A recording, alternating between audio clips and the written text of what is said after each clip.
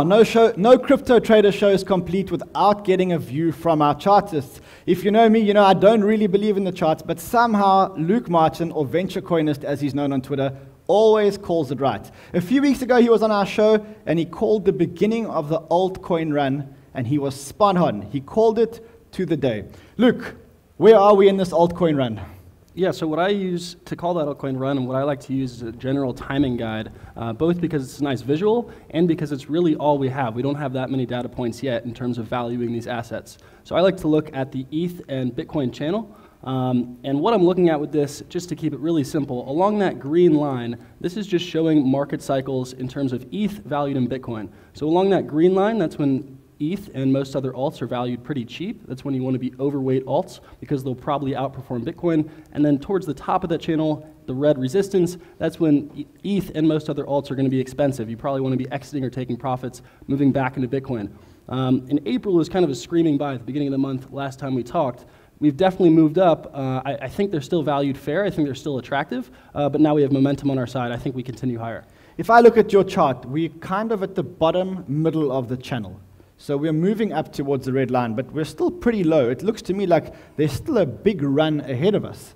Exactly, yeah. So I like to break it into thirds. If you look at, we're not right along the green line. Right when we touched the green line was January 1st, 2017, and then also December of 2017 as well, both when both of the alt runs really started. We're not at the bottom, but we were in the bottom third, so I think they're still priced pretty attractively. So there's 2/3 left to go. Exactly. Now, Luke, why do we look at Ethereum as a indicator for all alts? We look at Ethereum, right now it's the biggest alt, and the real reason that I use Ethereum versus Bitcoin, I know you like to look at the dollar value a lot.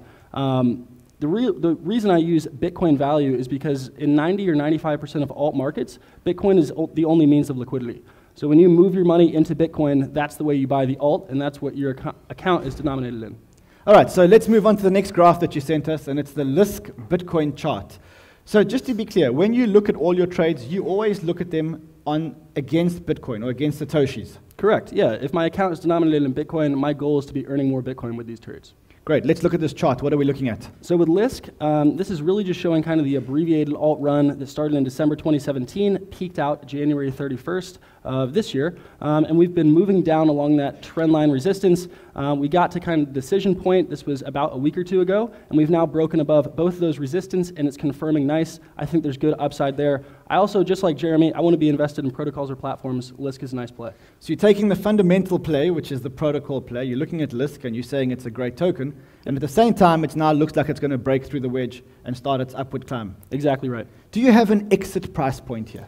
Those two red rectangles are just based off previous resistance or selling pressure. That's where I expect to take some profits. They're about 50 and 150% higher. 50 and 100% higher. Yep. What are the time frames? Hard to tell a time frame. Historically, if we move at about the same pace, alt runs usually end at about May or June. Let's move on to the next graph, and this is the Enigma against BTC graph. What are we looking at in this graph? Yeah, a little bit different play here. The last trade was more of a momentum play. If we're looking at Enigma now, which just had a really nice kind of catalyst or announcement this morning in regards to secret ICOs or secret smart contracts, it's a Adam and Eve reversal, classic charting pattern, and after it breaks that resistance, it comes back down and tests that resistance as support. What is an Adam and Eve reversal? Really simply, it's just a double bottom. You can see on the left, both of those, now we have a consecutive higher low, and now we've broken above that resistance or the neckline that was holding price down. And what is your price target for Enigma? Enigma, my first price target is going to be all-time high. It's kind of a different way to play the privacy sector, and especially I like the narrative kind of with the Facebook news that came out, and I think privacy and securing your data is huge. All right, let's look at this one. I know you were skeptical to talk about this one. Edgeless, why are you skeptical to talk about it? Yeah, I really want to be invested, and I already mentioned this like Jeremy, I want to be invested in protocols or platforms. So this one's the only DApp of the group, but a lot of other alts have already moved up, a few multiples actually. Edgeless is still along all-time low support, along that accumulation floor. So it's a lesser known coin, it's a utility token, but I really like the way it's priced. I think it's valued too attractively to pass it up. What's your exit point on this one?